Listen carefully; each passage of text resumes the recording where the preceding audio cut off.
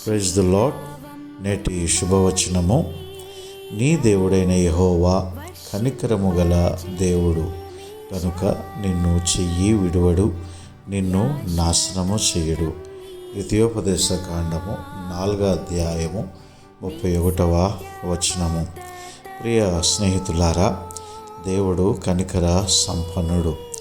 ఎవరైతే వారి యొక్క పాపములను ఒప్పుకొని, వారి దుర్నీతి క్రియలను ఒప్పుకొని ప్రభు దగ్గర పశ్చాత్తాపపడి ప్రార్థన చేస్తారో, దేవుడు వారిని కనికరించి తన యొక్క కృప ద్వారా ప్రతి అవసరతను తీర్చేటువంటి దేవుడు.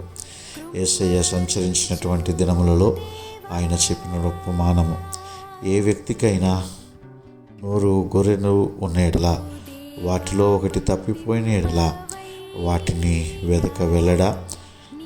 అది దొరికినప్పుడు 99 గొర్రెల కంటే ఎక్కువ సంతోషము కలిగి ఉండును కదా అని ఆయన చెప్పిన ఉపమానమును జ్ఞాపకం చేసుకుంటే, ప్రియమైనటువంటి దేవుని బిడ్డలారా, దారి తప్పి తిరుగుతూ పాపము చేత, ఇదిగో అనేకమైనటువంటి దుర్నీతి క్రియల చేత, త్రాగుడు, జూదము, వ్యభిచారము, దుర్నీతి క్రియలు, లంచము, అవినీతి క్రియలు, అక్రమ క్రియలు చేయుచు ఇదిగో దేవుని ఉగ్రతకు సమీపముగా ఉన్నావా?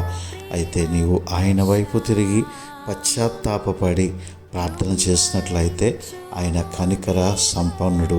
అంతమట్టుకే కాదు, నీకే విధమైనటువంటి సమస్య ఉన్నా ఆయన సన్నిధిలో నీవు కన్నీరు కార్చి ప్రార్థన చేసినట్లయితే ఆయన కనికరము ద్వారా నిన్ను లేవనెత్తి బలపరిచి ఆయన ఆశీర్వాదములతో నింపుతాడు. అట్టి ధన్యత పరిశుద్ధాత్మ దేవుడు నీకు దయచేయునుగాక. ఆమేన్. God bless you.